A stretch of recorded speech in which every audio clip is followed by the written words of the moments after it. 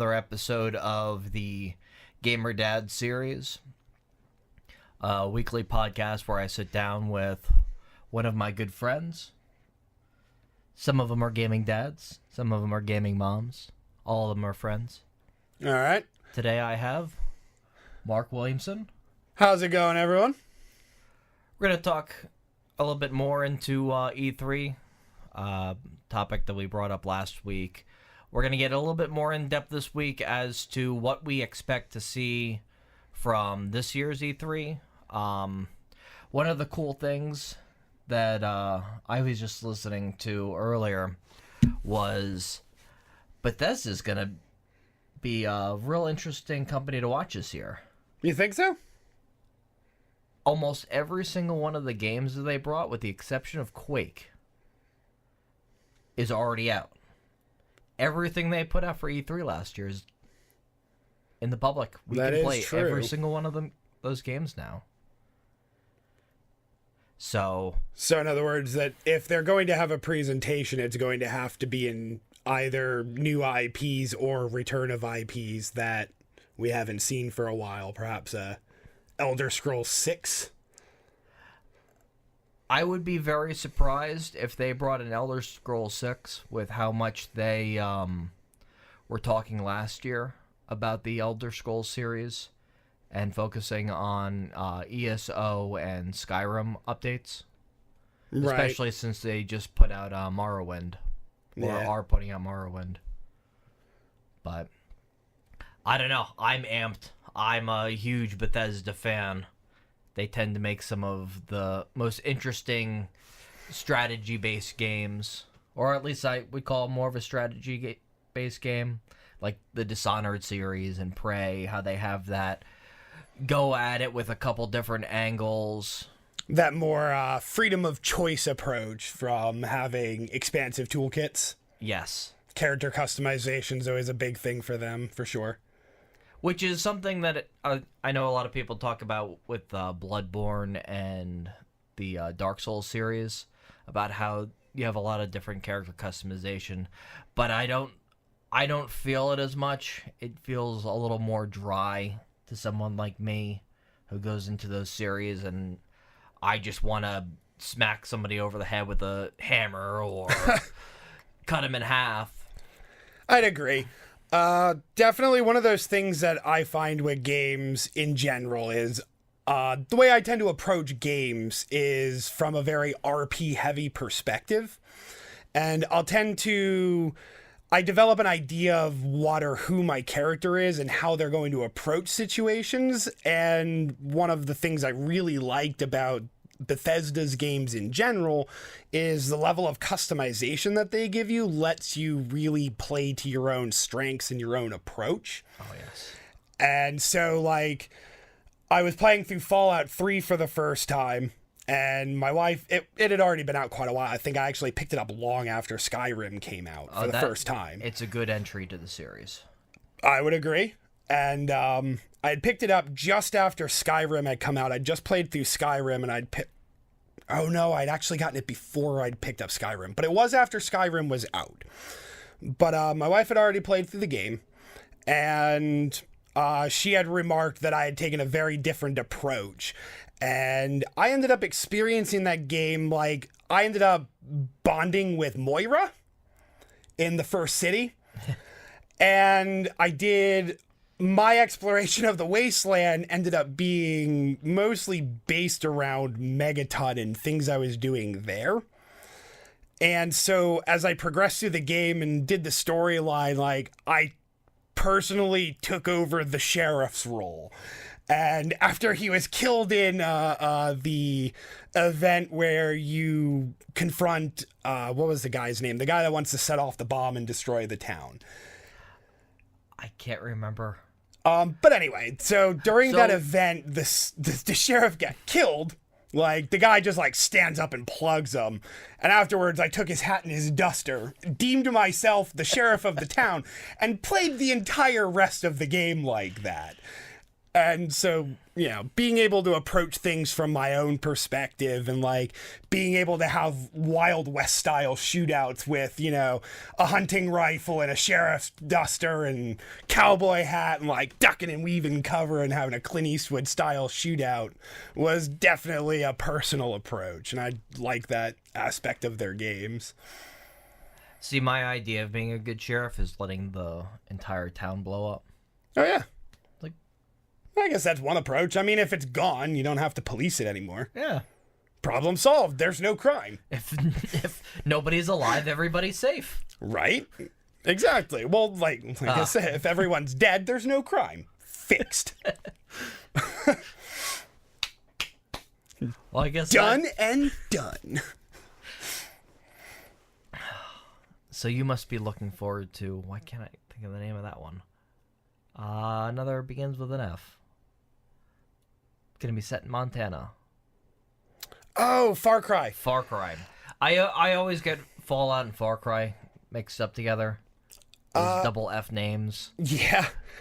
I've kind of bounced off of Ubisoft to a degree. Not necessarily that they're bad games, it's just there's never been one that draws me in. This one seems very interesting. It's a much different approach. Like, I looked into 3 and 4, but nothing about the initial presentation really hooked me. So I never really chased after those games. And also, I mean, like, just the general conception, like, they're these big open world games, but they're very formulaic in a way where things, again, I'm going by other people's opinions, which I know isn't necessarily the best approach, but, things that I've heard about the game are things like, there's a lot of stuff to do for the sake of it just being there without it reinforcing the story, the lore, the world. Right. It's a checkpoint game. Right. And so, like, I bounce off of those because of the fact that there is no driving lore for me to base an RP approach off of. Well, there's definitely... This one sounds different in a way. It's semi-plot heavy, but it seems more of a lived-in environment as opposed to the earlier of the last 3. Right, the earlier Far Cry games where you're just running through towns and people are either unaffected by what's going on. Oh yeah, people are just getting murdered, Yeah, normal day. Right, and it's like things like that. Like I said, I'm gonna end up. I personally bounce off of situations like that. Like, it just doesn't stick. No, and definitely, being Dungeons and Dragons players, one of the big things that people like me and you like are complete immersion. If I can feel like I am the character, right? If I can get behind them and go, "Yep, this is me." Right, and a big part of that, again, comes back to the customization options and how well the game supports them. Being able to come up with an idea for a character and enforce it statistically is one thing, but to enforce it narratively and gameplay-wise is another thing. And I feel like sometimes games don't bridge that distinction. And I do have a couple examples of that. Which I can go into if you'd like. Yeah. I'm not stopping any rambling. So my biggest example of this is actually Dragon Age Origins. I had no idea what I was getting into when I picked up the game. I knew it was, story-driven fantasy action RPG. That's one of my favorite genres. So I hopped in, I got involved, I ended up playing a female elf, and they painted the story of, the downtrodden, prejudiced against people. Like, the world was very set up that it was, they were systemically oppressed. And my character, through the intro, I developed a personality for and got attached to. She was something of like a silver-tongued charlatan who was constantly playing both sides from a charismatic point of view. Like, always the negotiator in a way. Like, would tell lies to get what she wanted, but would often play both sides of the field. And I haven't played Dragon Age, but so are the elves the ones that are being prejudiced against? Yes, in Dragon Age's world, there's two factions of elves. And they're the same race, but there's two factions. One lives in the wilds and the forests, and the other ones were more civilization based, but the humans are think like the dark elves in Skyrim. Like, they live in slums, they're systemically oppressed. The humans regularly just abuse them. They walk in, they take things, they kill people, they arrest them for nothing. One of the main plot points in the beginning, I believe, was something along the lines of, like, your sister or your friend was basically like the old English policy of, like, the king taking women for his own, like, Right. that kind of thing. Like, your sister and you and two of your friends literally storm this aristocrat's mansion and kill everyone in there. So, I guess what I'm trying to get at is that, we're talking about immersion. Is it believable that the humans would even buy your lies? That they would listen to a dirty elf? Well, I mean, and so in this, sometimes that it kind of wasn't. breaks it It for wasn't me. that kind of. It wasn't that kind of oppression, so to speak. Like, they were looked down upon, but they weren't necessarily hated. Like, they had Okay. a lot of allies in the humans as well. And again, like, it's been a long time. I remember bits and pieces of it, but the original point was I bounced off of it because I hit a point where the story itself drove me forward. And I hit a point where I'd entered a dungeon, and the dungeon was very difficult, and I was making my way through it, and I ended up getting to the boss of this place. And I ended up with a no-win scenario because of my play style, where I hit a point where I really didn't have the supplies to survive the trip back out of the dungeon, but I couldn't physically beat this boss. Yeah. And so, because of my narrative choices of being able to talk my way through situations, I could talk my way through this situation, but it was going to have serious effects upon people in my party. And so I ended up bouncing off of it because I saw a very clear way of playing this situation that had been present previously that now suddenly wasn't part of the equation. Right. And so I ended up getting this very jaded feeling that the game abandoned my perspective. And I ended up leaving the game where it was. For anybody who's played the game, I'm talking about Andraste's Temple, where you're chasing the Urn of Andraste's ashes to save the King of Redwall, something like that. But anyway, I ended up talking to people about it later, and it turned out like that was a very late dungeon I'd entered very, very early. Okay. So I mean, it's great when open world games allow you to explore anywhere. Right. But sometimes, yeah, it would be nice if there was some indication to, okay, for some reason I managed to get in over my head. And I've checked out of games like that. I remember very vividly going through Final Fantasy VIII, sailing through that game. I get onto the final disc. I get to the final boss. Oh, you get locked in the last castle. I get locked. And now, because I didn't Stock up. stock up on 100 lightning, I believe was the tip Oh. to take down, I can't remember her name, whoever that enchantress. The last boss? Yes. Ultimacia. I ended up beating the last boss because I remember I did something that exploited limit breaks and just used Renoa and Squall's limit breaks like over and over and over again and just destroyed her. it had something to do with the 100 Lightning putting towards Squall. And then it just made you OP enough to take this down. Because that was one of those games where you get so wrapped up into using the summons that was... I know a lot of people I think you summoned them and Fantasy. she like just dispelled them, didn't she? Yeah. So that's been a mechanic a lot in Final Fantasy, actually, in the later ones. 10 did that as well. If you summoned Ions in the last fight, he just like dispelled them instantly and they were gone. Right, and I had often criticized fans of Final Fantasy VIII of how much that game almost forces you just to keep with the pace, to rely on the summons. Right.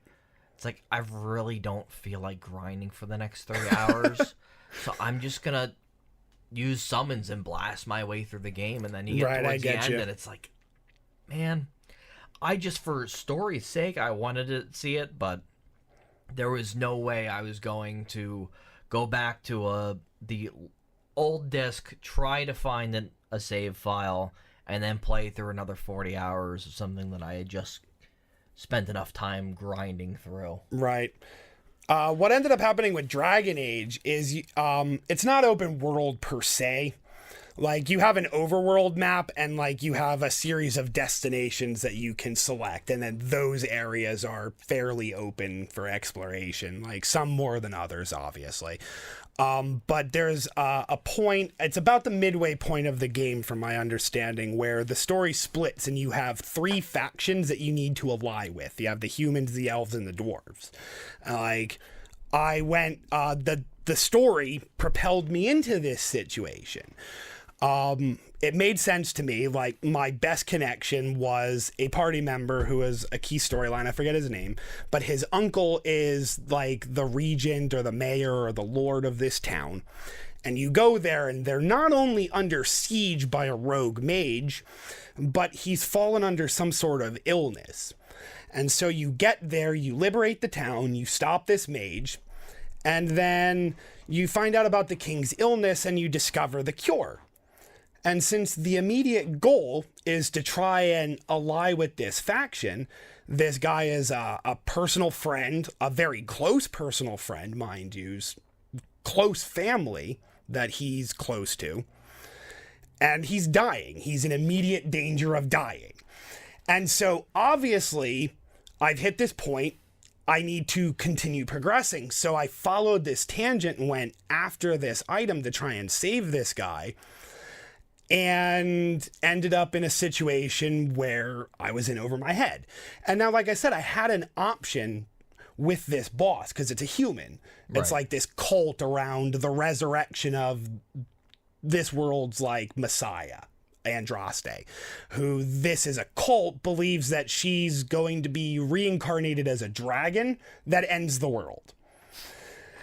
And so like this temple's full of dragons, which are very powerful. It's a tough fight. I burned up like all of my items, all of my resources. I'm low on magic, and I get to this fight, and like this guy literally one-shots my tank at full health.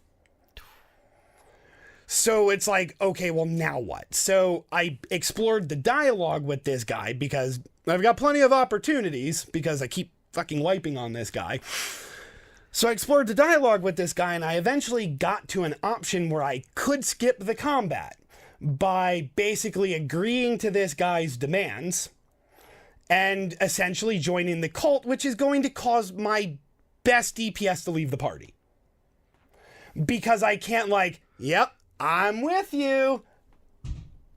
Like, and that was something that was always an option before, is to lie to this person to get by them when they're opposition. But if it's like a favorable deal, to hold up on that part, you know, they had always presented this option to literally talk your way through a situation where you convince this person, yes, I'm on your side, and then do your own thing anyway. Like, and this situation just didn't play out like that. And like, from one end, like, I get it, like, Sten doesn't know that I'm lying to this dude, and like, I can't tell him in the middle of a conversation. Right. But it's like, it didn't play out well for me, and like, I just got locked into a bad situation. And, you know, we've been talking about RP, one of those things where in your own headcanon, it's Sten would have known. Right, exactly. Like, he But- would have known that this isn't something I'm legitimately agreeing to. But now the game's put this on you, and now you either break your headcanon Right. and go against your RP or end the game. Right. And so, well, my headcanon says my character died there in that cave, and that's the end of that. But yeah, so you ended up going in there for this item. You mean you didn't want to just go fishing for 10 hours and do a bunch of optional quests? the catch is that after liberating the town and finding out about the sickness in Andraste's ashes, apparently what I was supposed to do was then go visit the dwarves or the elves and do the first part of their stories, which then leads to higher level stuff. And once you're done with all three, then the second three can be done. And I think that was more the idea, because there's also a situation in the game where, like, resources in the world don't respawn until certain checkpoints are met within the storyline.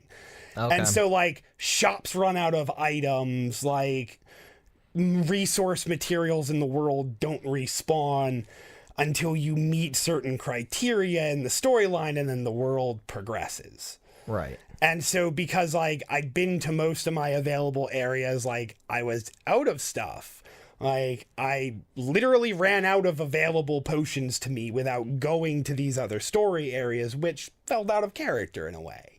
It's like, I shouldn't just be dropping a, world critical plot point because I need to go to the dwarves to buy potions. Right. And that was my big break and the reason why I don't play Final Fantasy 15 is because it's put so much on The side quests.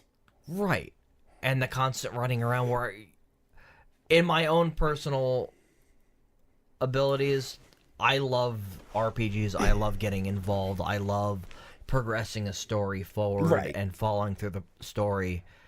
And the side quest sort of made sense in the beginning, Right. but then it got to the point where I was like, all right, I want to continue doing main story stuff, but I'm going to get my ass handed to me. If I don't sit here and grind. And maybe it was the combat style that I wasn't completely in tune with either. Right. But, so, it wasn't the type of game that I wanted to grind either. I get you. And if it's odd, like with Final Fantasy VIII, I guess having something as powerful as the summons made me not want to grind, but I can sit there and I can grind a Pokemon game. I had zero issue grinding in Final Fantasy VII, but doing it on either that open action RPG that Final Fantasy 15 combat system goes off of, or like Final Fantasy 8 where it's like, I have a button that will solve my problem. I mean, if you've given it to me, then I'm going to push it. I'm going to push it. Yeah, I agree. That's something that these games bounce off of. But then you have the other end of the spectrum where you start to get into things like Breath of the Wild, where you have something of the opposite problem, where they did balance the progression well enough that you can go anywhere at any point, but then you have the power creep issue, where by the end of things, you're one-shotting everything in your path and taking no damage. And it's like, that's kind of the opposite end of the spectrum run from into that. I did, actually. I started my file over because of it, because I hit a point where, like, I had a collection of, like, plus 75 great swords that are doing, like, 150 damage a swing. And it's like, well, I've got 75 armor from my upgraded equipment and 150 damage weapons, and so, like, white Lionels are hitting me for like 2/3 of a heart, and I'm quartering their hit points with a swing. Like, I did actually hit that sort of situation. The White Lionels. Those were not the Centaurs, were they? Yeah. They were the centaurs. Yeah, like I hit a point where the centaurs were legitimately hitting me for less than a heart in cases. See, I think that's another one of those things where I got enough hearts to get the Master Sword, And then stopped. and then I didn't. It's like, hey, my headcanon RP is I've got the Master Sword. Guess what's up next? I chased down Ganon and I took him down with 13 hearts. And you know what? I do kind of want to talk about it a little bit. Okay. Since we're finally, months out of this game. And All it's right. the thing that's been on my mind and I've wanted to say on camera, on a microphone, is how weak of a final boss. Oh, absolutely. This has been a very hot topic floating around discussion, really. And then on top of that, I mean, not just, I kind of dug the first phase. The Calamity Ganon fight, Calamity but the Dark Ganon. Beast Ganon is very controversial, I suppose. Cinematically, it was very appealing, but I feel like they didn't do what they could have done with it. Like, Right. the horseback archery challenge for the final boss wasn't exactly a strong way to finish it when the whole game built up on all of these mechanics of, counter, parry, dodge, I was using waiting for your Ganondorf at some point Right. to just be there and then a final. Yeah, it's something Even of the- a missed opportunity with the development of the combat system to not have something of a retread of like Twilight Princess and Wind Waker's like really epic mano-a-mano sword duel with Ganondorf. Well, even back to Ocarina. Well, yeah, It wasn't Ocarina, really a well, mano. Hey, Yeah. I would have taken an or baseball or tennis match. Ganon Ball. Yes. Play a little Ganon Ball. Yeah, Ganon Ball's a thing. Actually, funny story. It took me 30 minutes to bring down Fireblight Ganon because I was positive that was a Ganon Ball challenge. And as it turns out, you can't stop that fireball. It just hurts. As I'm like, all right, I got this. I'm like trying to perfect time, shield blocks and shooting it and nothing. Mine was my dumbass moment had to have been the electricity one. Oh, the electric one. I had something of an advantage on that one. You have to hit it with electricity. So I start Shock firing arrows. Shock arrows. I'm like, why isn't it working? And then I'm looking at. Finally, it took me probably It finally dawned on you the metal six spikes he rains on you first are probably part of this. Yeah. I had something of an advantage there because, again, my wife and I were playing the game kind of simultaneously. And she actually went there first. That ended up being her first dungeon. And Okay. I actually got to watch her do that fight. So I had that one spoiled for me. So otherwise that one probably, I helped her solve it at the time, I think. At least that part of it. But otherwise I probably would have gotten stuck there for quite a while as well. So what was your first? Zora actually ended up being my first. See, now that's what seemed like it was supposed to be the first one. In a way. I ended up doing Rizzoli. You And ended up doing so the did my Rito. brother. Okay. So you ended up in the Rito village first. What drew you that direction? Just wandering around. I was enjoying the environment so much, and I just happened to be wandering around, and I'm like, hey, there's something over there. And about 5 attempts at doing it the wrong way. The first time I went into that village, I went from the back. So- Tried to cross the canyon? I did, The open canyon? eventually. Eventually. I managed to cheese my way over, and I thought it was one of those things where you had to get so far through the game, and then you'd finally get something to get across. No, I didn't notice You didn't notice the obvious Bridge. bridges and roads. But the game's so massive that it, I didn't see the bridge from the other side of the canyon. Right. I ended up getting drawn into the Zoras for the simple reason that again, approaching it from that kind of like RP perspective, following the core storyline draws you in and around Kakariko. Yeah. And so from Kakariko, I ended up like, well, all right, I guess I should start kind of advancing the plot, because I spent a long time wandering that side of the world, like between what is that region called? The Lanayru area? Like, I ended up spending a long time over there, Central Hyrule and Great Plateau. Like, it took me I was probably like 25, 26 hours into the game before I even approached the Zora area. Just like poking around. Like, I ended up like way out on that windy beach, and like found my first Lionel like way up there on that peninsula. Yep. And like I got up there and I'm like, wow, this is really cool. What is that thing? Oh, I'm dead. I'm gonna come back to this. Took your first shock arrow to the face. No, he actually just ran at me and like left bloody chunks in his wake. My first impossible one was the, what do they call her? Are they stone golem? Oh, the stone talus. Titans? The talus.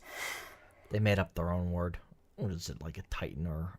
Yeah, it's a Colossus. Yeah, the stone talus. Yeah, I was playing around right in that area, and then all of a sudden it comes out of the ground. I'm like, I wonder if I can kill it.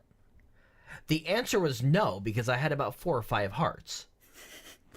It is very possible to bring them down very quickly, like with the experience, obviously, because I started the file over and was just kind of like clearing those types of guys 3 hearts, no problem.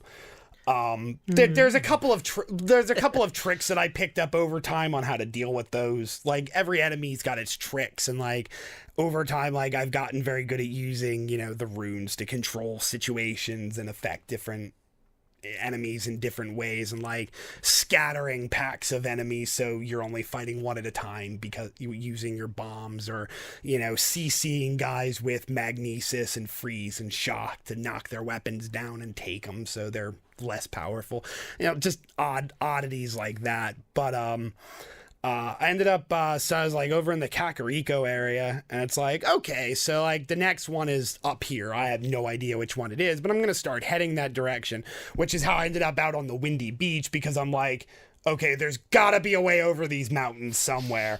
And it's like looking straight up at 500 feet of vertical cliff face, and my paltry little stamina meter that gets me 30 feet up it before I fall to my death wasn't really going to end with a whole lot of success.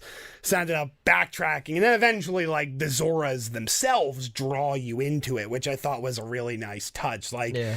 The Zora area, in my opinion, was absolutely the best story-driven area of the game, and set a tone for me that I don't think a lot of the rest of the game really followed up on, unfortunately. Oh, but before I get Too sidetracked?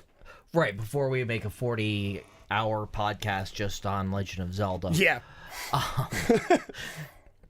Kind of going back towards the last fight, and I'll drop a story question on you. How did you like or dislike the way that they presented the story? I definitely found it intriguing. As far as the presentation and how they went about it, I definitely enjoyed it, and I thought it was a very unique way to approach that type of open world storytelling, because it was very freeform. By not having a lot of the critical events of the world taking place currently, it doesn't matter what order you find them in, which helped with the open world end of things. But the inverse side of it is there's limited room for character development. There's limited room for important world building, like what's going on now.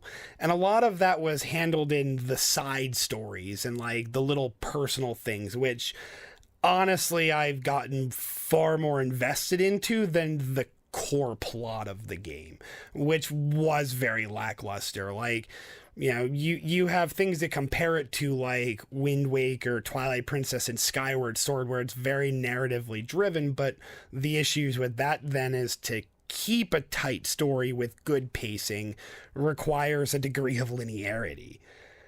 and that was something they wanted to get away from. Right. And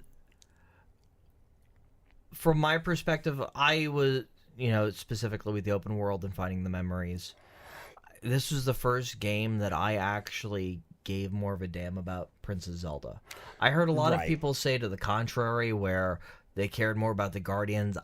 I wasn't buying it because I felt that the Guardian story was kind of, each of their individual stories was kind of except for the Gerudo. Okay.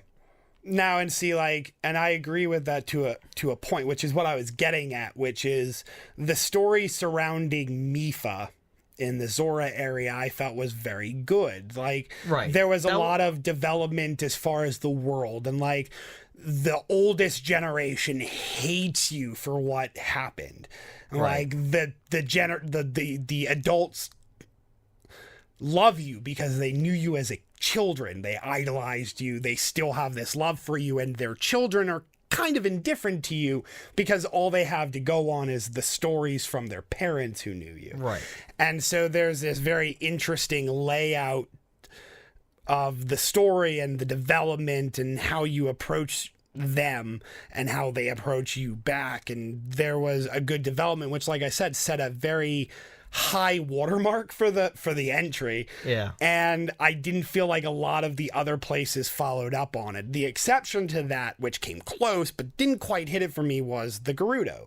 See, now I had the opposite effect because she had made an appearance more so in the memories, and because Urbosa.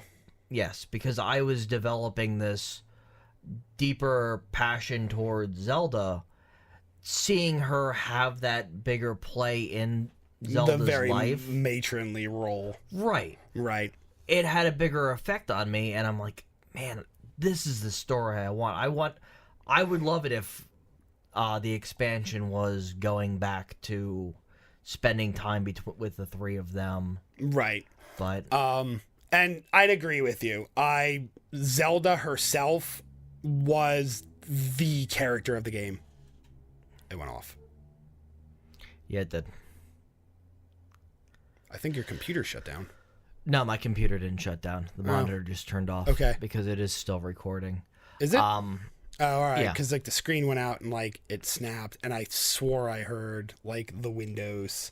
No, that was the camera turning off. Oh, it doesn't. All right. Yeah. So we're gonna have to take a quick break. We'll come back in a moment. This is gonna be dark. Maybe we'll throw up a couple videos from The Legend of Zelda. Maybe. Actually, we'll finish the conversation off real quick. All right. So wrapping up The Legend of Zelda, they give you this really nice, or as nice as you can get while giving an open world presentation, story. And I was built up, I was invested, my RP was all in for right. this. I was so invested. People give passes for the frame rate drops and stuff like that. Right. And I also was like, all right, fine. Sorry. Gesundheit. So we finally get down to the boss, and the biggest pass for me was fine. The end boss was kind of lame. Right. The archery thing, it's like, God, fine, whatever. Did you? But the thing that killed me, personally, was the very last frame after the battle when it says, mission complete. Done. Checked out. I actually felt that was something kind of. I personally felt that was satisfying in a way. No. Just as you finish him and everything's coming to a close and you get this fade out and it's just you did it.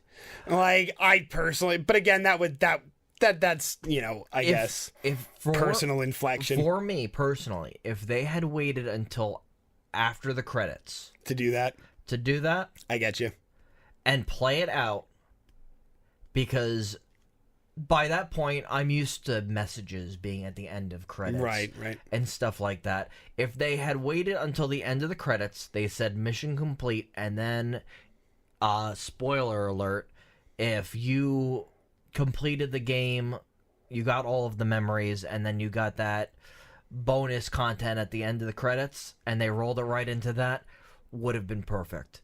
But that whole, I'm built up, I'm just defeated Ganon, I'm gonna have that end scene to close out this specific story, and right before you do that, you want to give me that cheesy, congratulations, you just earned a trophy. It didn't feel like that for me. I'm not doing this for trophies or that sort of validation. My validation is rescuing this princess. Right. And I'd agree. Like, Zelda was the focal point of the story. Like, Link's arc was done before she meets him, essentially. Like, he doesn't change at all from the point he's first introduced to Zelda till the time the game ends. Like, even losing his memories, he's still the perfect character. You know, like, he doesn't have flaws. He's good at everything. He's loved by everybody, with the exception of the old Zoras, but that's an outstanding exception. But it's like he has very little impact on the world around him to a degree, whereas the plot focuses on developing Zelda. And I thought that was definitely an interesting take, and I did really like her character.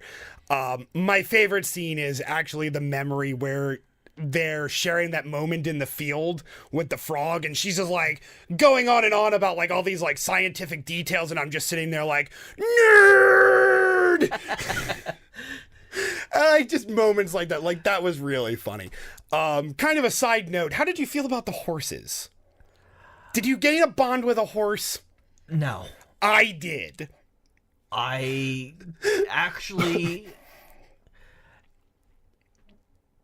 grew so annoyed with the horses. Really? That I only used a horse when I felt it was absolutely necessary. So I hit a very Shadow of the Colossus kind of thing where very early on I saw a horse that I really liked its color scheme, that like silver green look with the white manes. Yeah. You probably, like, there's a couple of them throughout the world, but there aren't many.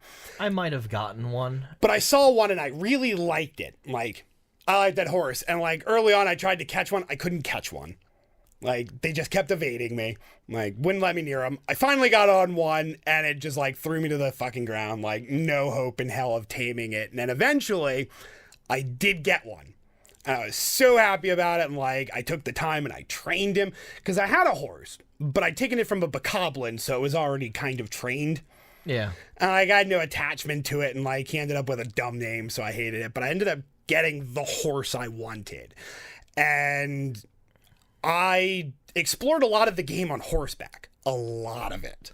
I had a horse. I called it Noepa. Yeah. Mine's name was Cypher, actually, strangely enough. But, well, mine was because it's not Epona. Oh, not Epona. I got you. Yeah, so, like, I gave mine a real name, and, like, we did a lot of adventuring together, and, like, I got very good at the mounted combat, and I got very good at, you know, leading my shots while riding, and, like, you know, just, like, those moments where you're, like, riding by and that dumb bitch from the stables who, like, in 4 different places through the game is being beaten down by a lone, like, 10 hit point bokoblin with a stick. And, you know, so you find her all over the place. And so, like, there's tons of moments where I'm just, like, riding and she's laying on a bridge and I just, like, shink back as I ride by and just, like, keep going without stopping. I kept running into the sisters. Oh, yeah, I find them all over the place, too. But would you guys stop? Yeah, just stop. Go home. You're going to die out here. But no, I got really attached to my horse.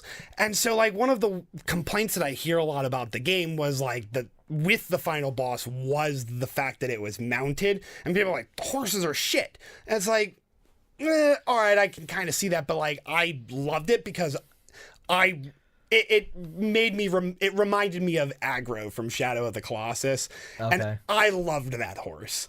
Like, he was so, because there's like this like derpy appeal to him almost, like, because he's incredibly intelligent for an AI. Like, they have their own pathfinding, and in Zelda this is true as well. Like, they have their own pathfinding, they'll avoid obstacles, and like they kind of do their own thing, and you kind of wrestle with it, but you kind of don't.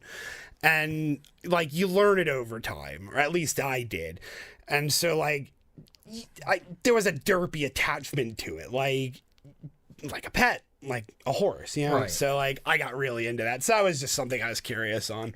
Yeah, no attachment whatsoever. Yeah, I really liked my horse. I tried. I really wanted to enjoy that horse. But you were too hung up on the not Epona. Well, and then I made a couple attempts to get a solid colored horse. Right. It's like, oh, they're faster, they're more. I'm like, but I like how that horse looks. Yeah. Let me have that horse. No? All right. You can buff them. I got to the end of the game, and I had my 13, 14, probably my 14, 15 hearts, Yeah.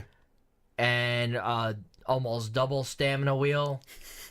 Hopped on a solid black horse, and nope. I'm like, all right, you know what? I made the right decision. I'm just like, with the other hand, like, tame them. Like, because I actually went and got the exact, because like I said, I started my game over because I just, like, got dissatisfied. After I beat the game, I'm like, okay, I'm done. Like, I had no motivation to go back and explore, but I wanted to. Right. But I'm like, but my file's over. So, like, I just started over. I actually went and got the same horse. Like, I jumped off the plateau and, like, went and got him. Like, that was the first thing I did when I left the plateau on my replay. So I went over and I got him, and it's like I said, like, I tamed him with one stamina wheel. So, like, it is definitely very possible. I mean, I also spent probably a good third of the game just climbing everything. And see, Sam approached the game very much like you did, where she hated the horse, not necessarily hated, but didn't use the horses. Right. Because she was always climbing. And it was something that I'd actually mentioned at one point, where her image of Link is different because of this game, because he has the climbers.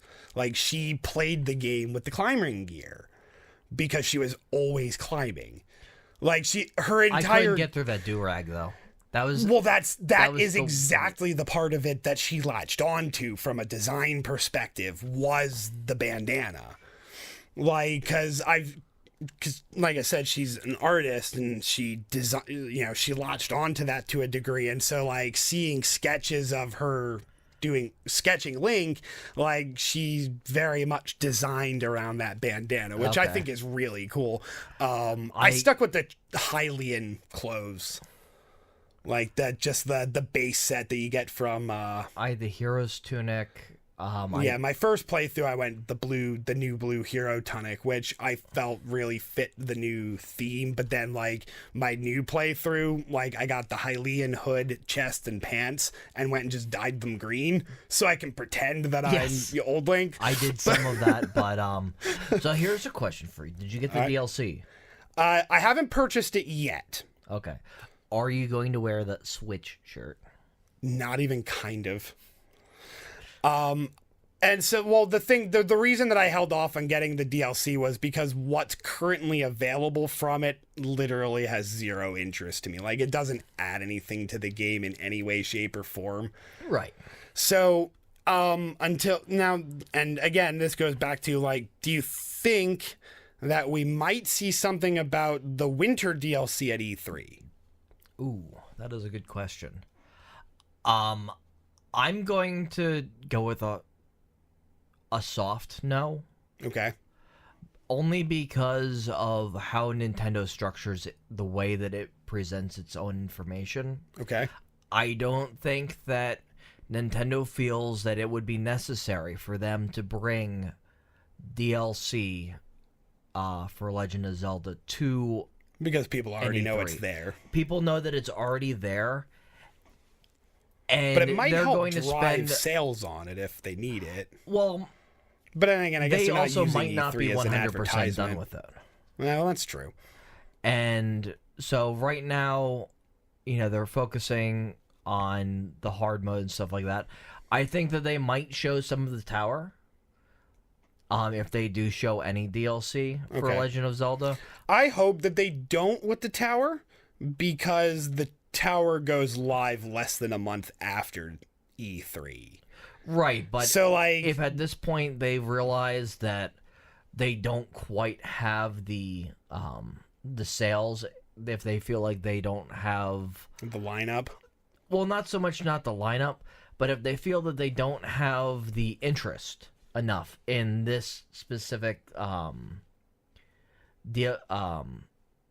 the specific content that's being pushed out, because I'm sure that right now they're feeling the pushback from the initial DLC launch Right. and how little they were willing to give and show that they were going to give Right. until this coming DLC next month. Or no, isn't it August? I'm pretty sure it's early July it's supposed to be out. It just says summer. I think they announced a date. I can look it up quick. But I'm pretty sure it's July something. Like it's like July 12th or 14th or something. That just seems awfully weird to me because they're putting it out. They would be putting it out in the same month as Splatoon. Yes do, and no, which- but I'm pretty positive it's July. Now, and again, I could be wrong. I haven't looked it up specifically. I just remember coming across it at some point and trying to put it in my memory. But I don't really feel like those two are going to compete with one another in any way. Like, It's I gonna don't. be two different audiences, but Well, not even necessarily that. Just that the tower expansion in particular isn't really something that I feel is going to compete in a real way with Splatoon, even if there is audience overlap, because this is hard mode as well. It's hard mode Yes. and the tower. So Yes. I know, at least from my personal perspective, having not done a Legend of Zelda review yet, right. with it and it being out of people's minds for the most part. I mean, obviously people are still playing it Right. as they're finally starting to get their Switches, thanks to Nintendo for that. I still don't. Get on it. That camera's not on. Oh, it's off. All right. Well, that'll be great audio. But yeah, with them putting the hard mode out, for me, I'm going to be diving back into that game. So I'm really hoping August. I mean, Just to give Splatoon some breathing room. right. Or Gi- give the expansion some breathing room, even. Right, because if everybody's playing Splatoon and nobody's paying any attention to the expansion, again, Well, but the expansion's mostly already paid for. You know what I mean? Like, and I don't feel like this first one is really the incentive for the Second DLC. Is it the second one? it's second DLC. What was the first one? Oh, the first one was just the treasure. I don't count that. That doesn't exist. That's a pre-order bonus. That doesn't even count. But as like, it's not really Or furthering anything. we should be. I'm sure if anybody's actually watching this, they'll correct it. But is it an expansion, or do they call it a season pass? They called it a season pass, and Which- I don't know why I got stuck on that terminology, and now I got you doing it too. But but yeah, it's technically just a DLC. Like it's just a season pass for DLC. We call it an expansion, but I'm hoping the second one is something of an expansion because they said it contains new story. well, they have an entire area that is empty. Do they? Yes, the Deadlands or whatever it is to the north. Oh, that northwestern area. There's a couple of Linnells in like No, the north area. north. Yeah, north, not northwest, not where the canyon's at. Okay. North. I traveled the entire northern region, and there was nothing. I'm trying to It think was where all you're... like a red stone. just past the dark forest. Dark for further. Further north there's than like, that? Yeah, there's like nothing out there. Yeah, well, if you go past the dark forest, there's a region called the Badlands. Yes, that's I forget what the exact name of it is, but I know what you're talking about. Yeah, there is actually some stuff out there. There's Two Lionels, there's Leviathan Bones on the edge of Death Mountain. Like, it runs from the edge of, like, the Tabantha region, across, like, the northern part of the Korok Woods to the edge of Death Mountain, like, that region. Right, but compared to the rest of the game, that Oh, yeah, you it is can vaguely almost empty. wow, ominously empty is what I'm going to. Well, right. And I mean, like, it's not the only stretch of the game that's sparse. But like I said, I mean, there's still, I've picked up, because the playthrough I'm going through now, like, I'm opening the map one piece at a time and then combing it. And so, like, as I unlock a region, like, I kind of, like, map a route in my head to, like, circle it and then, like, strafe the center to kind of clear as much of it as I can, Right. find as many secrets, chests, Koroks, etc. I'm 4 zones in and have 289 Korok seeds already. Gotta get that mask. Yeah, I'm not really that concerned about completing it all. Like, I'm not going ham on it. Like, I'm not spending too much time on it, but I am finding what I can find, knowing what I know, which is the reason I started over. It's like, I want to approach the game from the start with a knowledge of it. And, like, that region in particular, I think I probably found like 6 or 7 Korok seeds. There's 2 Lionels, there's 3 quest items up there. A couple of chests, the Typhlo Ruins. That's what the Dark Forest was called.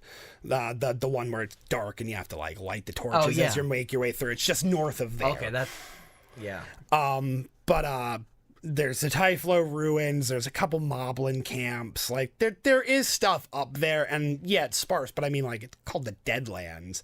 I mean, like, there's lots of regions of the Gerudo Desert which are just like empty sand and ruins. Which hopefully is hopefully there's some sort of Gerudo battle expansion or something like that, because in the older series there was oftentimes with Ganondorf being the only male Gerudo, Right. or how many years that they have a male. Right. Every 100. Right. So him having either a base or something going on, I honestly don't know. I'm very excited to see what goes on, because it did hint that the journey had just started, that there was Right. a lot more to do with the Zelda and Link storyline. But anyway, I think we're gonna have to close up our Legend of Zelda talk, Yeah, absolutely. I agree. and we'll come back in a second. Take a quick break. So to close out our segment, I want to know, what are you playing right now? I've been swallowed many years ago by the horror that is World of Warcraft. I'm a really avid player. I'm staying up on the heroic level of raiding. I'm not quite mythic. I have a family. I have a job. I have commitments. And that prevents me from having a really solid schedule to commit to a mythic raid team. Like, it's just the reality of it. I'm not upset. I love the level of difficulty of the heroic raid scene currently. The game is amazing. Best it's ever been. Personal opinion. I know that may or may not be controversial. But in keeping with that, Blizzard has pretty much my 2 core games at the moment with Warcraft and Overwatch. Overwatch. So Yeah, just started getting you hi, into it. my name is Joe. I am a recovering Warcraft user. It's been 7 years since my last use. I've had a couple moments, a couple moments where I've seen my character. It's still in existence, Yeah. and I've been tempted to use, but fortunately, Stay strong, man. Stay strong for you. there sometimes Your when, son needs a father.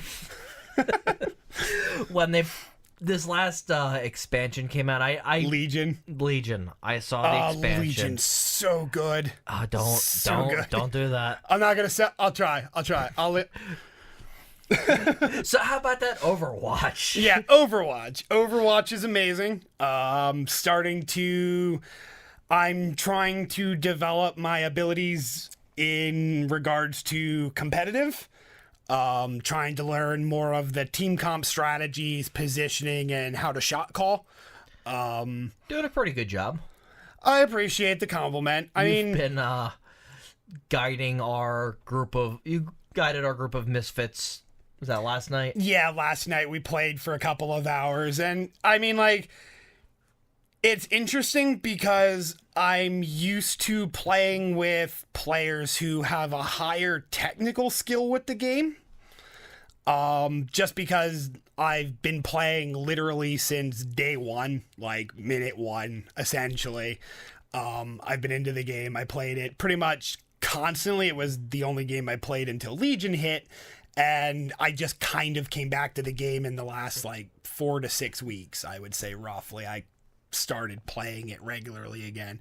Legion's in a downswing. Like, we're between raid tiers, which is what I mean by downswing. Like, the level of activity in Legion was borderline overwhelming for a lot of players.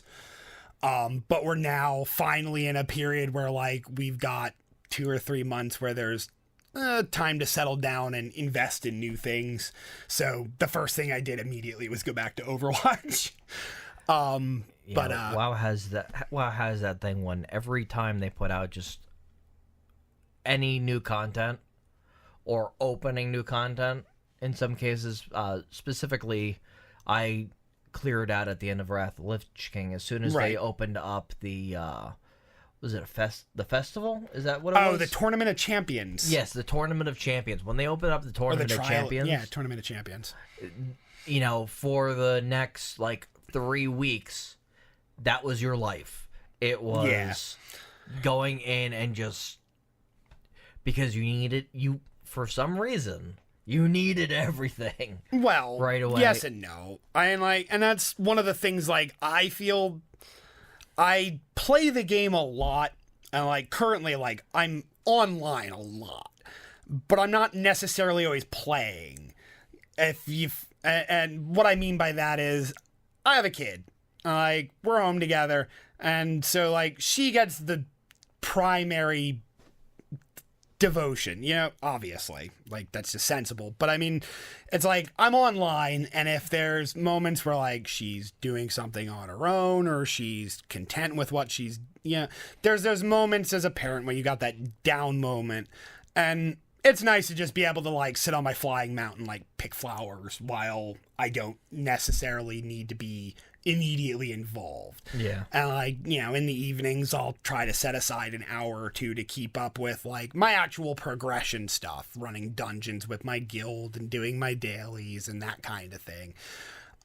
Which I can pick out while I'm watching my kid, because it's not hard to jump on a flying mountain, go up in the air, and just sit there for 45 minutes still logged in while we do snacks and potty and the parental needs. So out of curiosity, since you brought up your daughter, Mark has been influencing his son Austin,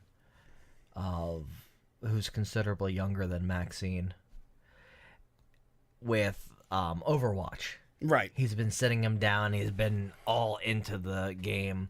And now he's going to get his kids a Switch. Yeah. Is Maxine into watching the video games, or is she Yes more and into... no. She's definitely a fan of certain things. Mario will forever be her comfort buddy. But she hasn't expressed a lot of interest in genuinely playing the games, but she has expressed a lot of interest in the characters themselves. She has tried to play Warcraft, funny enough. She likes my character. She likes, move. Like, I actually started teaching her how the mouse works. Like, it was interesting watching her slowly connect what's going on. But overwhelmingly, she seems to be more content as a viewer rather than a participant. And I don't know how long that's going to be the case, because I think she's starting to connect that the controller affects what's on the screen, that it's not just like a TV show, that things Right. happen on their own. And I think she's starting to get that. But at the same point, I don't know what her interest level actually is. Like, because I watched the previous episode, I watched you and Mark's discussion, or Rhodey's discussion, and I would say I haven't gone out of my way to directly influence her with anything, but I haven't really changed my own gaming habits outside of availability. Right. Like, I don't play as much as I did, but I still play the same things that I did. So when I started, not so much me, I didn't put it on my son, but my son was really into watching me play and then wanting to, kind of like how I brought up my little brother into Right. playing. He was interested. It's like, hey, here. And just that whole sense of him picking up for Right, the first time. learning And it I started him very basic. I pulled out my NES Right. and I put in Super Mario Brothers, the game that I started on. And he started getting into the controls. And now he plays, Super Mario World, or 3D World, Super Mario U, Right. and stuff like that. He has his Wii U downstairs, and he's got a bunch of games that he goes through and he plays himself. And it's really Yeah, nice. I know. I raced him in Mario Kart. Yes. Well, and then I have my Switch up here, and he'll come up and we'll play Mario Kart 8 Deluxe, or I'll just let him sit in the chair that you're in. He'll play on the TV. I'll be either cutting and editing videos or playing Overwatch or Prey or whatever it is that I'm currently working on. And every now and again, he'll come over and say, hey, you want to play a match? Just pause what I'm doing, slide over. Yeah, absolutely. I look forward to that opportunity with my daughter. She's still, I think, 2 to 3 years younger than your son. Yeah, he's between he's 5, but he'll be 6. Yeah, so she's about else. 3 years younger. She just turned 3, but I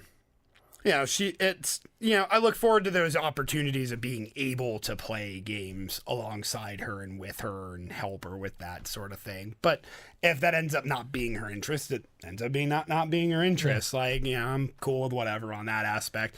It's just made it. It seems that the older that they get, the easier it is to find the time, because there was a good gap when Right. Dexter was born that Oh, absolutely. I wasn't playing video games. Yeah. And now that he's older and it's easier to, one, have something to bond with him on, Right. being video games, and also having that free time, because now he can occupy himself if he's, watching somebody on YouTube or Right. playing a right. video game. It's like, all right, you're pretty content with yourself. We can take a couple hours, you do your thing, I'll do my thing. Right. And that's a similar situation. That's kind of what I meant by I'm logged on a lot, but I'm not always doing stuff. She'll content herself. We have a couple of learning programs on these children tablets, tabs. Pad. Tab, I think ours is called. It's a different brand, but same idea. Yeah. Okay. I think the showing the real dad and gamer dad at the open house. I think the school district uses those. Okay. He knows. Okay. Yeah, it's called Tab. They're a pretty interesting set of programs. So she'll be playing a little game on that, or I've let her play Angry Birds on my cell phone. Mario Run.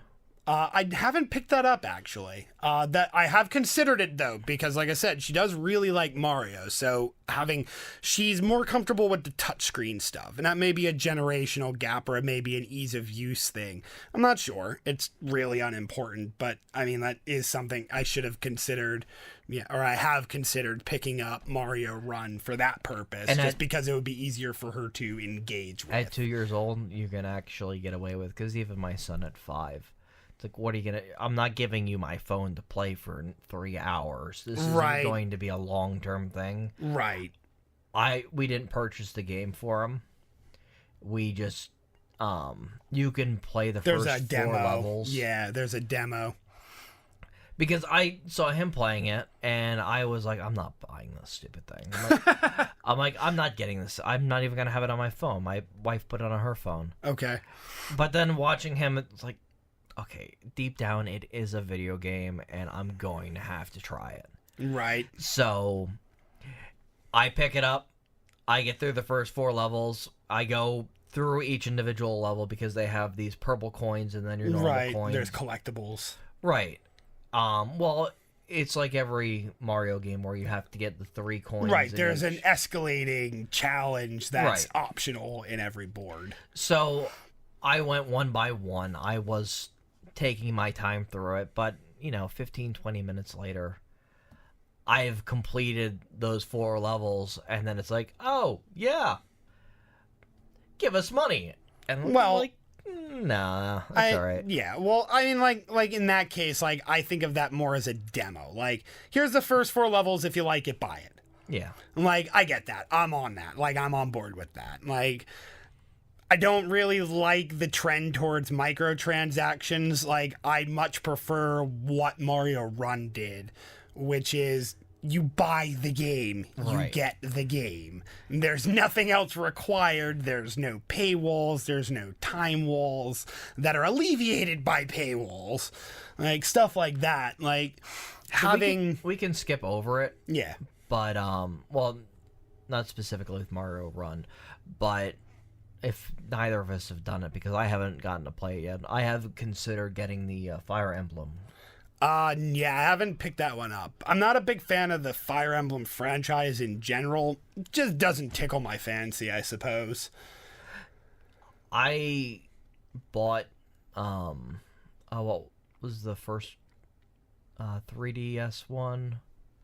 Awakening. Yeah, I I think that's what it purchased was Awakening. I got through most of it. I hadn't realized about the permadeath death system. called. Oh, yeah. So I got a couple hours in, not realizing where my characters were going. I hadn't noticed that my roster was Thinning quickly. thinning quickly. And then it hit me with a paywall of, hey, you can buy these beefed up characters for $6. And I said, like hell I am. Yeah. I just spent, I went all out and I bought, I spent like $200 on the fancy 3DS to come with the game. Fire Emblem Awakening had Yes. pay options? Yeah. I did not realize that the Fire Emblem console games had microtransactions. Well, the handhelds. Well, yeah, Yeah. but you get it. Yeah, I was taken aback. I was so taken back from it. I tossed the You toss the game game to the side, and I'm like, nope, Yeah, I could see that. that's it, done. I'm out. But I love Final Fantasy Tactics, Right. so I'm a big strategy game player. What was the Advanced Wars? Advance Wars, yeah, Dual Strike, Yep. the first DS one, that was really good. I liked that one. Favorite character, Sammy, and the Infinite Infantry March. The Zerg Swarm approach of the DS. And it's like, yeah, sure, your tanks may one-shot my guys, but I've got 70 of them. So aside from WoW and Overwatch, anything I currently dug into or looking to get into? I have stuff that I kind of pick at on the fringes, obviously. I'm still picking at Breath of the Wild. I'm just trying to go for shrine completion at this point. I didn't finish all 120 shrines on my first attempt. I found a lot of the ones that I was missing in my first attempt already. Like, I would say there's probably less than 10 that I haven't seen. Do we know if hard mode is going to be a new game plus or? I don't know. Okay. I don't know if it's like Skyrim's where it's a toggle where you can just set your current game to normal or hard. Okay. I don't know if it, like, they didn't really discuss a lot. Like, the stuff that I know that's contained in it is a tower challenge that powers up the Master Sword. There's a new map feature that shows you exactly, or it shows you the trail of your steps over the last 200 hours. and what was the other? Oh, and the hard mode. And the hard mode is And the all Korok. enemies, huh? The Korok mask. The Korog mask. Yeah, like the couple. They're adding a couple of masks, aren't they? Or are those coming later? I don't remember. believe they're going to be amiibo activated. Yeah. Well, in that Or case, no, I'm sorry. There are. It's not masks. There are a couple outfits that are coming out. yeah, there's a couple outfits included with it. But there's the hard mode. They did discuss. It's all enemies in the game are one level stronger and slowly regenerate health. Oh, nice. See, It's I a can back very it's a cheap hard mode. I just went through Blaster Master Zero and going to the hard mode version of it. Well, first they gave you unlimited mode, and then with their first DLC pack that they put out for free, Right. which, you can't knock them for putting out for free. I really love Indie Creates for that. Yeah. They're putting out a lot of free stuff, but their hard mode was double the health, and then every single person you kill fires a shot at you. A death shot. Insects fire a shot at you. Everything fires the exact same color shot at your character upon death. Things that had no reason to do it Right. fire, and that's what they call a hard mode. Right. And my issue So- with the type of hard mode that Breath of the Wild is implementing is it doesn't change your strategy or your approach. It just requires more time.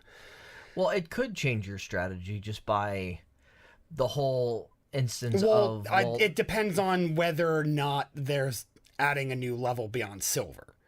Because I've already hit a point where I can engage silver bokoblins and moblins with very low level equipment and 3 hearts and just wreck their shit with no issue. Yeah. Like just being good at the dodge and parry system.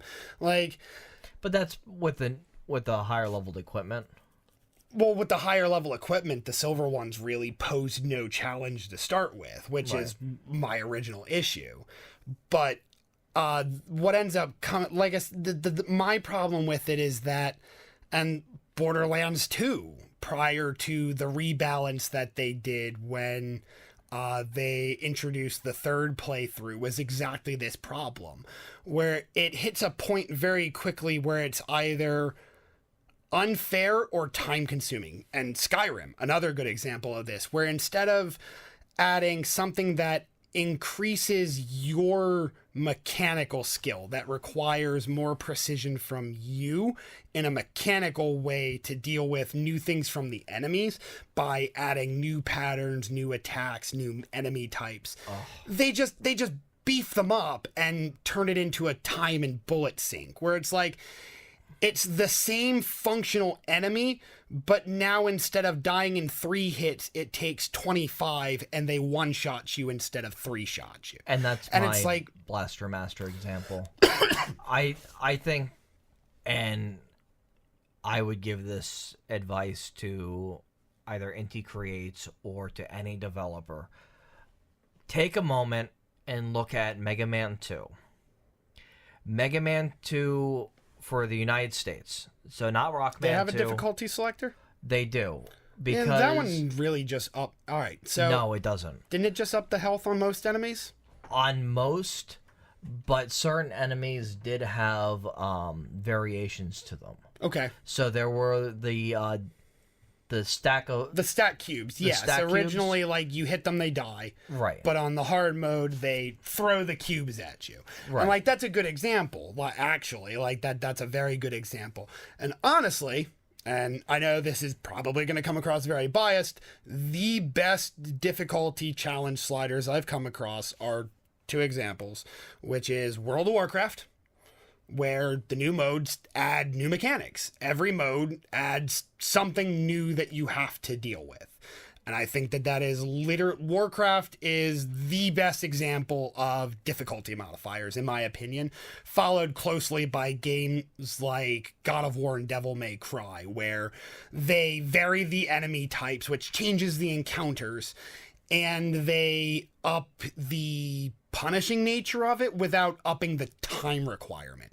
So like the enemies don't necessarily have more health, but they do hit harder, which punishes you more for your mistakes without just making you repetitively do the same action over and over with no real modification to it, if you get what I mean. I want to say that it might have been both Mega Man 9 and 10. They actually... It might be both. They actually show the different effects as you go through. I think 10 did a really good example of it. They had a portion of a level, not a very big portion, just one window. And they showed that on very easy, hard, and like their ultra hard. Right. And they showed what the difference between each of the modes was. You first started off with the pits were covered. Okay.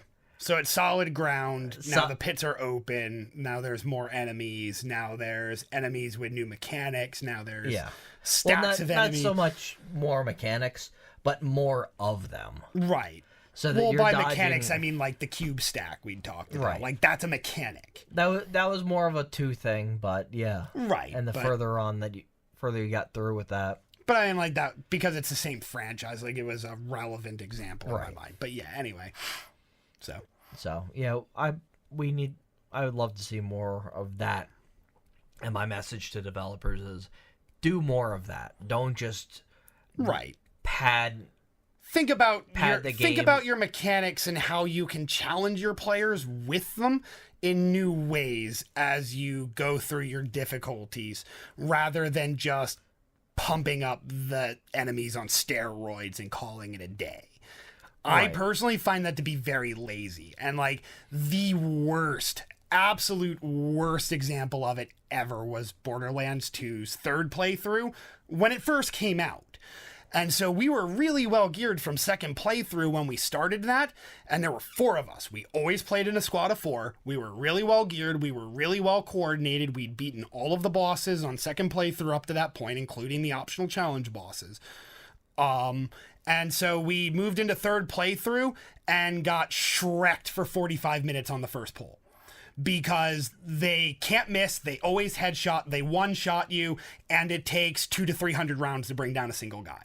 Yeah. And it's like, it was atrocious.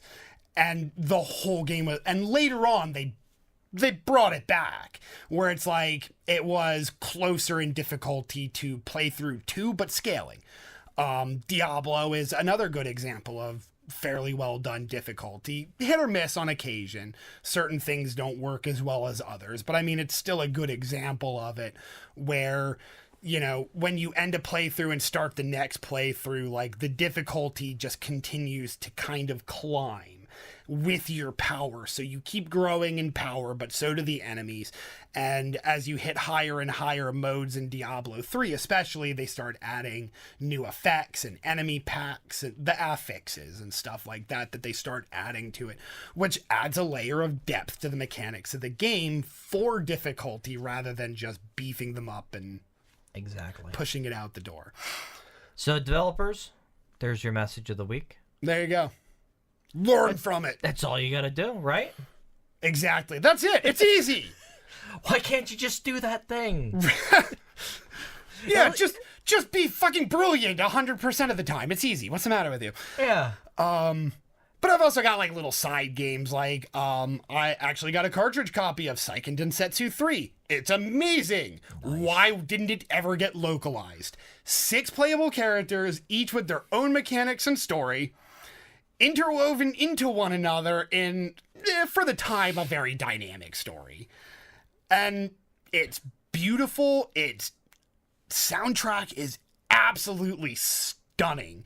Like, this is literally one of the best crafted SNES RPGs. Like, this is a lost game from Square Enix's golden era that never came here. And I don't get it. You're actually, if you can believe this, not the first person that I've heard bring up that game in the past like 2 months. Who Really? have just discovered it and Oh, I didn't just discover Well, it. I I've mean, known it a long time. It's just I've finally never gotten to Right. playing it. Right. Well, I had an emulator version many, many years ago. The fan ROM, the fan translation, the original one from like '98.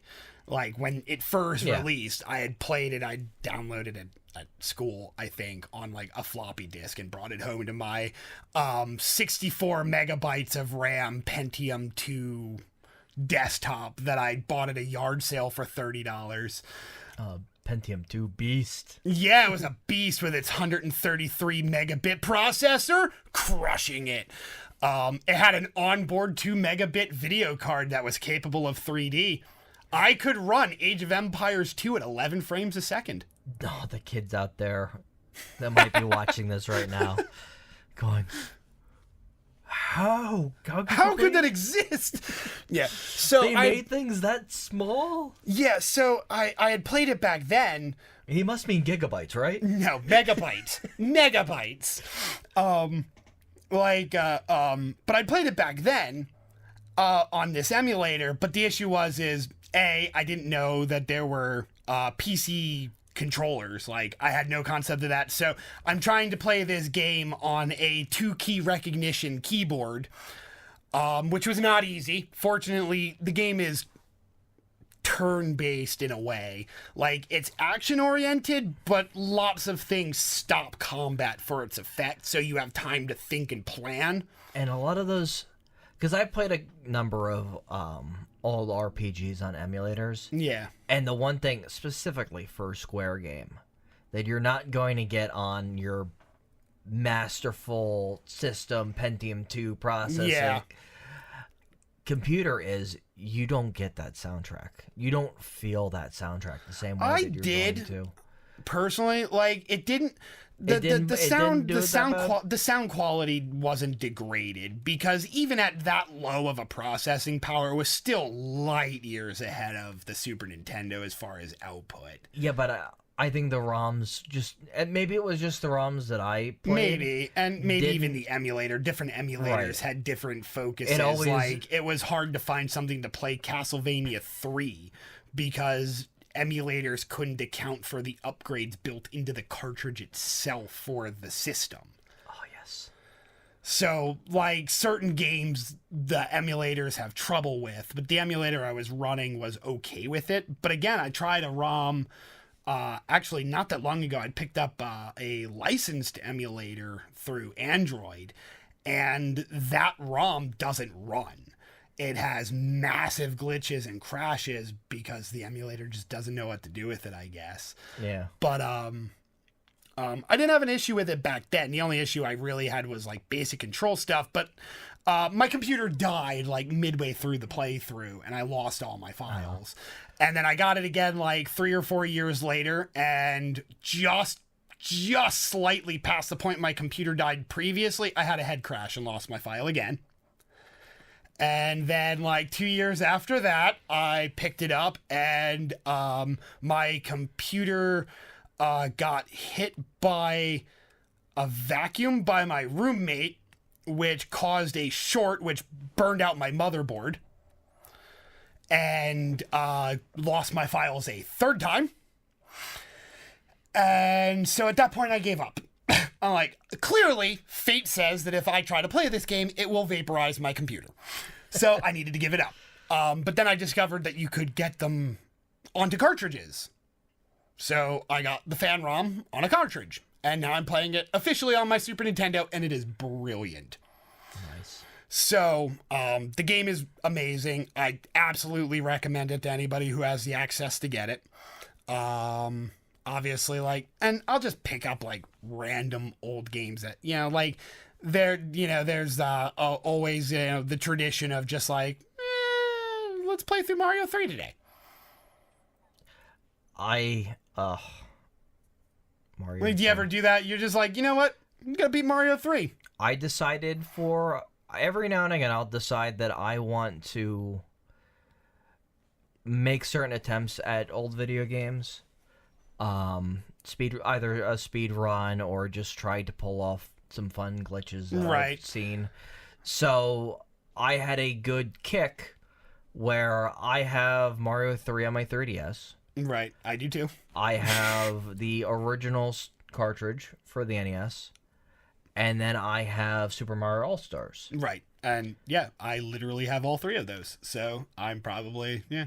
So I decided the one day that I was going to try the level 7-1 pipe glitch. Oh yeah, the credit warp. Yeah. Yeah, I've seen that discussed, and I've seen how to set it up, but like exploiting again, like that's not real. Like that's not an appeal to me as a gamer. I get it. Like fucking with mechanics is a pretty cool aspect of video games. Yeah. But it's not something that like I really connect with. I end up playing more on like like I said, like I hit that like RP approach to a degree. Where like I like to I don't like manipulating and abusing the mechanics. I like mastering them. Trust me.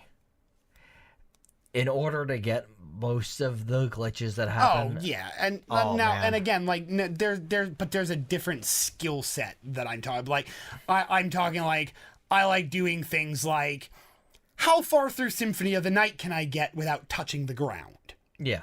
Like, just like being mechanically good at the game where, you know, just double jump, kick hopping off of candles and enemies to traverse the castle. Like, there was a point where I had played that game so much that I could traverse almost the entirety of the basic first castle without touching the ground, using nothing more than X and down. You know, like Mighty that Number kind of 9 thing. actually has specific. Does it have stuff like that? I didn't hear much good about Mighty Number 9, but I am kind at of on a one point going to be putting out a video. defense video. It's not just a defense video. I'm going there. I want to make an entire series out of it because I'm sure that there are plenty of other games where it's the unpopular opinion show. Okay, that's an interesting I have a approach to things. lot of opinions about Mighty Number 9 that people just hate on that game so much, and I adored it. I was unimpressed with it, frankly. Did you play it? I did not because I was unimpressed with what I saw. Like, I had watched full playthroughs of the game because I had seen little bits and pieces, and I didn't really like some of the early discussion around it because of the issues in production and the delays. And like, we've heard that song and dance an awful lot, so like, I don't feel a need to cover it. But just knowing what I knew about the game and the discussions about it and seeing the full playthroughs, there was never to me like those like standout wow moments where it did something really unique and special. And so it just kind of, it didn't feel like it had the same impact as like Mega Man X, for example. See, now I have my own. I have a lot of opinion. Like I said, I have a You lot have your of own opinions about the game. I'm not going to get into those right now. Right, we'll save it for your your either series. for another day or another series. another series. I get that. That's But I will say this: I don't normally look at the achievements. right. But when I actually beat that game, there were only maybe it was like 3 to 10% of people that actually completed that game. I mean, that might So be telling in its own right It had, about people being kind of driven out by some of the problems with the game. Like, because, part of, well, like I as said, a it's Mega like, Man fan though, I look at that and go, you're all whining because you didn't master the mechanics and you couldn't beat a Mega Man game. Sorry, this is kind of Mega Man hard. It isn't an easy game to master and beat. Well, see, I've actually, and again, and that's going back to one of those things where, like, I've seen it covered a lot why it's not mechanically as good as a Mega Man game. And, like, It's I don't different. have the personal opinion, but I mean, like, things like enemies spawning in from the foreground with no warning.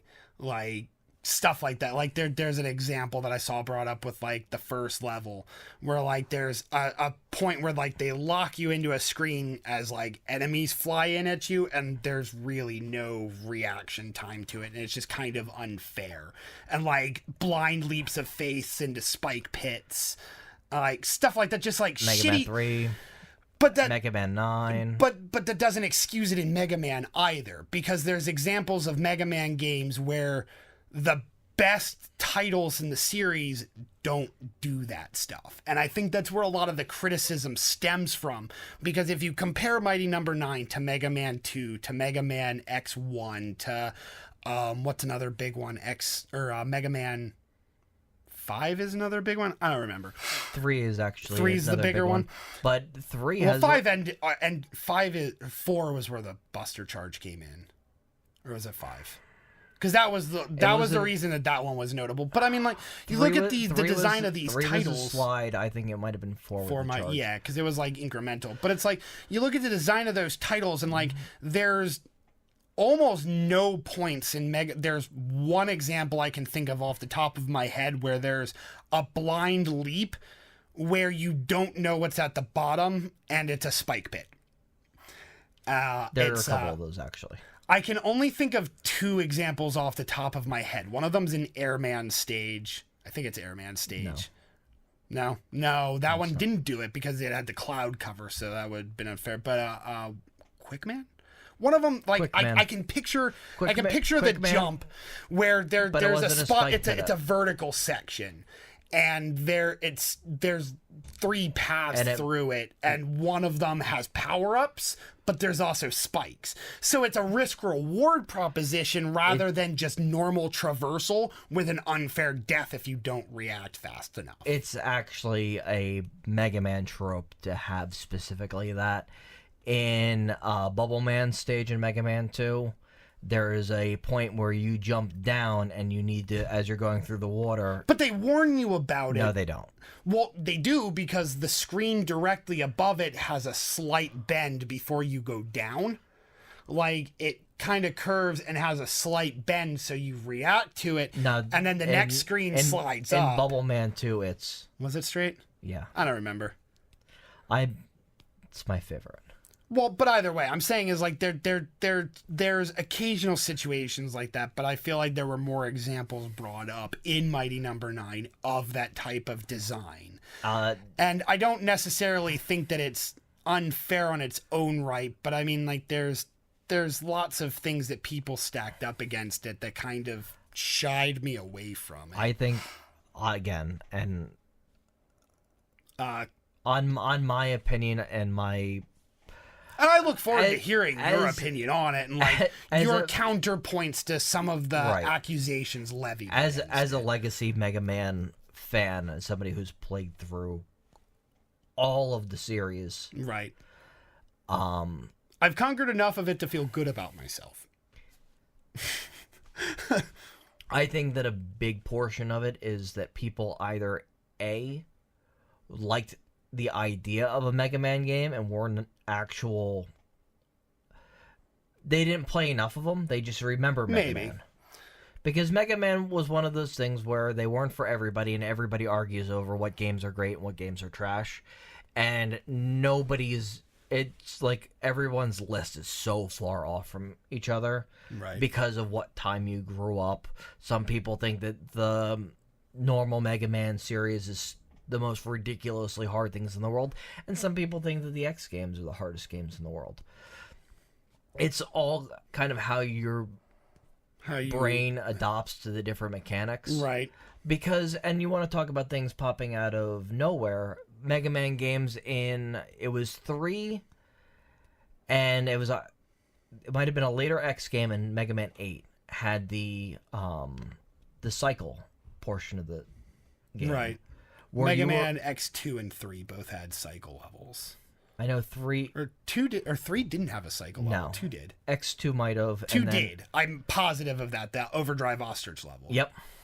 And then I think it was Mega Man 8. And each of those was pop-in, and each of those you had to play through the level a good 20 times before you finally understood where everything was gonna land into. And X4 had a cycle level. I remember that. Those levels I try to block out of my brain. Right. Because they're just awful. They pull you away. And that's one thing that the Mega Man series has, but we still love them. Well, but in Mega Man 3, it was either the first or second Wily stage, the first thing you have to do is physically jump over, not quite frame perfect, but jump over a spike and then tuck yourself back and then jump over spikes again, just to drop down into the first part of the Wily level and then get it. I think that people give too many passes, like we've talked about with The Legend of Zelda Breath of the Wild, where we give all these passes to Zelda for the stupid crap that it does. Right. That normally we would have our torches and pitchforks and stuff like that. I think that we... PC Master Race, 60 FPS? Yeah.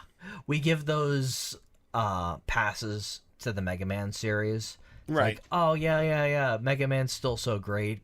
Yeah, we know that it's going to be challenging. Right. But, well, I think that actually raises an I beat a interesting Mega Man question. game once.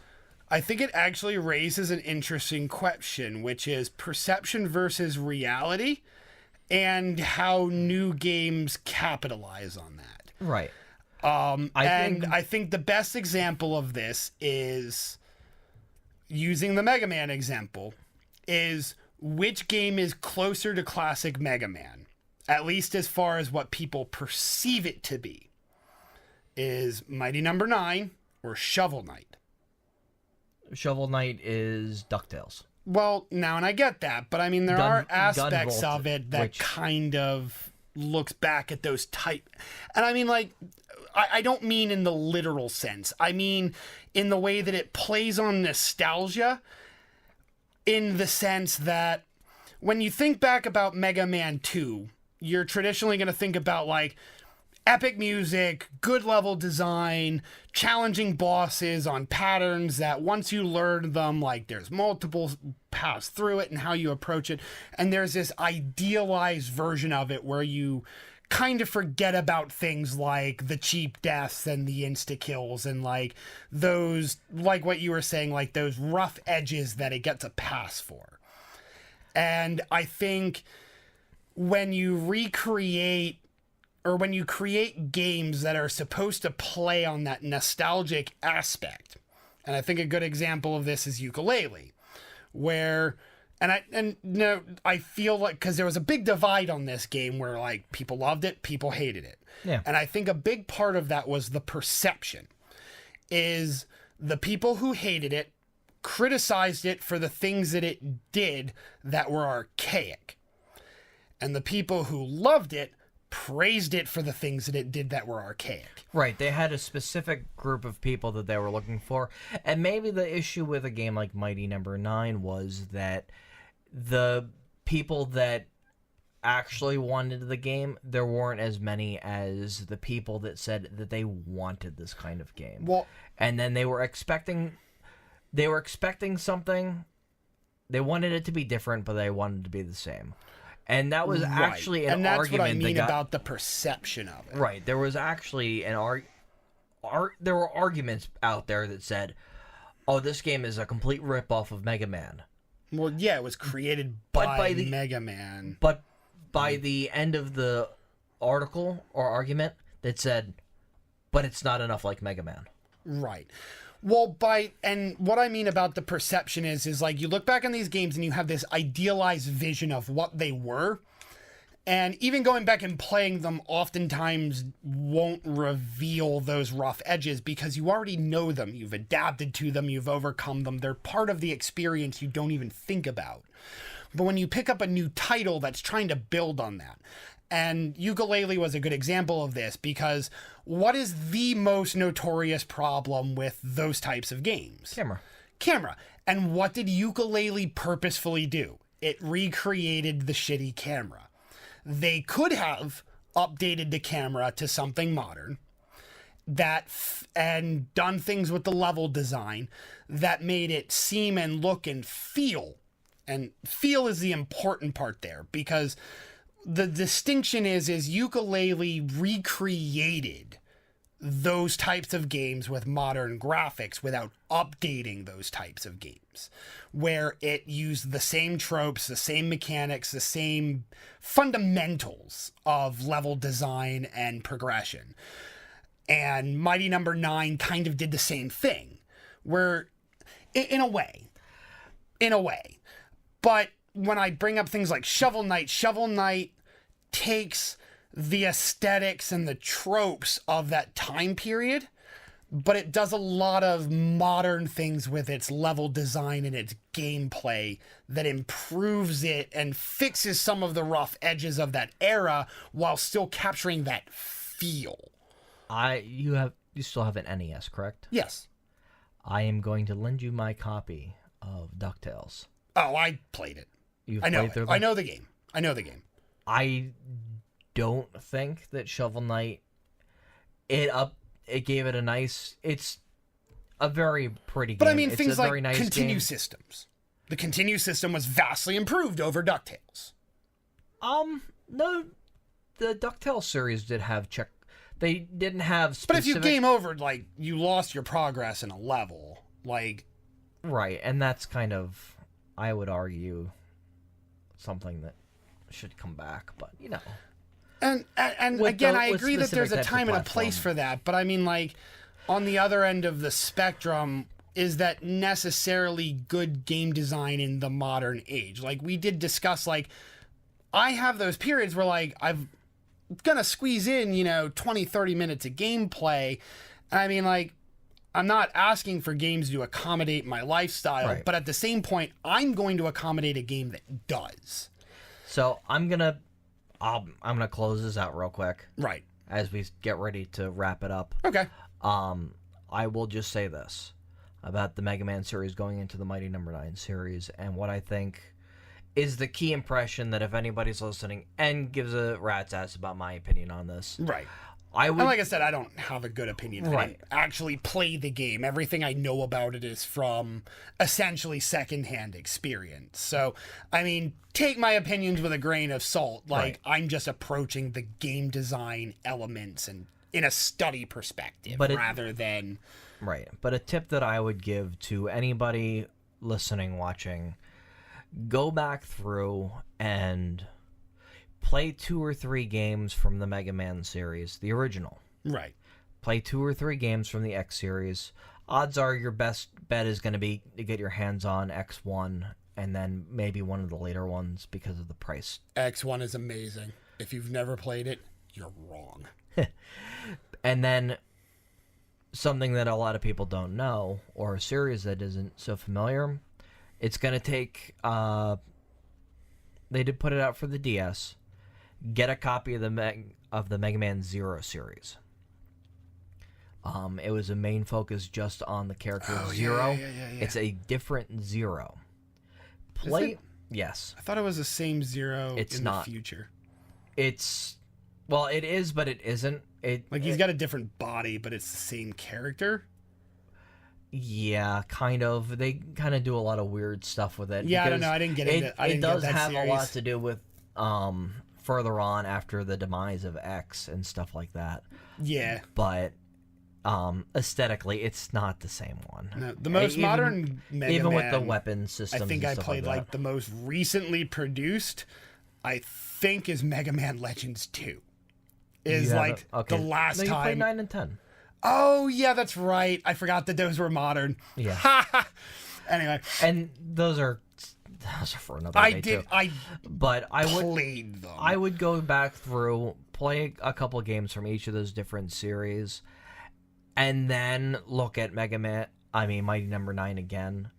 And there really is a more natural progression to how the combat system feel is Right. and how the game plays. Because realistically, Mighty Number 9 is a combination between all 3 of them. Right. Where did that Zero series where like that dash kill thing came into play? Because I think like that was one of the biggest hangups for me mechanically, was just like using that felt really counterintuitive from what I'd seen. Because like just setting up those like dash hits with other things going on didn't seem like it was very fluid. He had different types of weapons. Right. The weapons were more of the thing. He did have a dash, but it was... I thought the dash kill had some sort had of a charge real attack. impact on the gameplay. Like there was like a dash attack to finish enemies. No, his sword...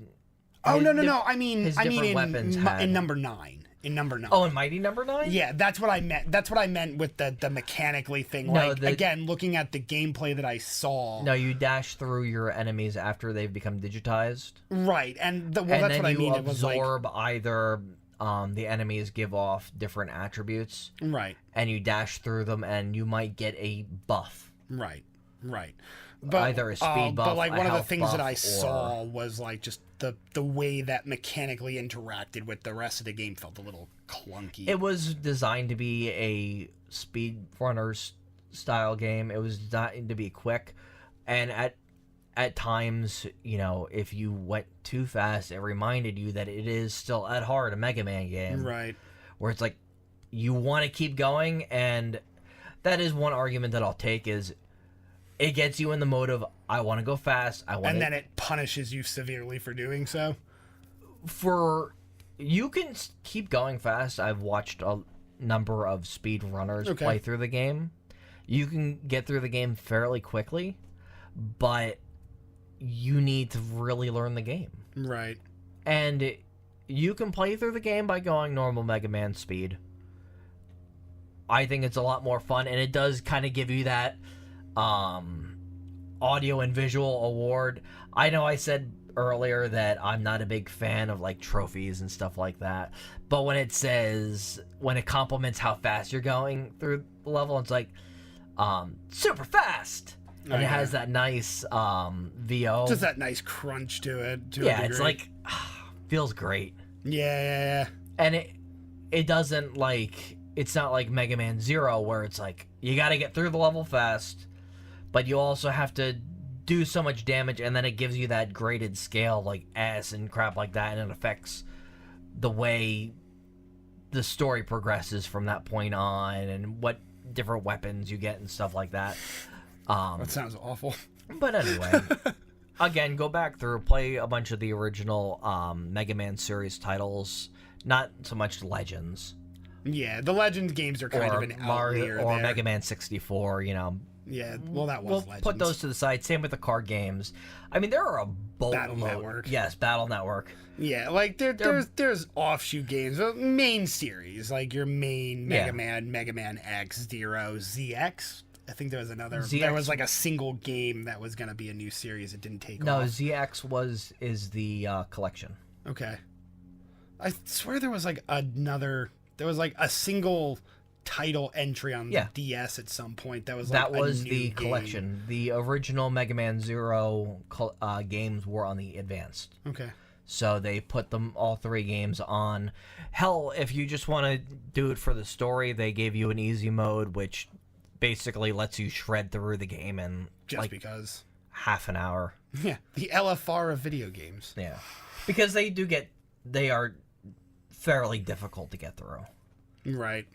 So if you just want to do it for the story and kind of see what's going on, I got you. they give you that nice easy mode. But you got to play 1 through 3 all in easy mode. Yeah. It's done pretty funny. But anyway, thank you for coming by this week. Absolutely. Great having you. We're gonna have you on again another time. Okay. Look forward to hearing your reviews. I will absolutely look I know forward to next being on. month we got Splatoon 2 coming out that you're gonna be covering. Yeah, I'm going to be trying to set up a stream really soon. I'll have more details, which I'll pass along in the future as I get my set put together. All right. But yeah, I'll get details and I'll set up a streaming schedule. I mean, like if we're playing together, like maybe in the future we'll be streaming Overwatch. Like everybody's starting to get into that. It's been a lot of fun so far, like we said early. So, yeah, maybe we'll get people interested. Come and play with us. Like we're open, we're friendly. I'll teach you the game as much as I can. I'm still learning, but it's a good experience to try and learn it with others. All right. And until next time, be kind, stay strong, and fight like you're at it continues.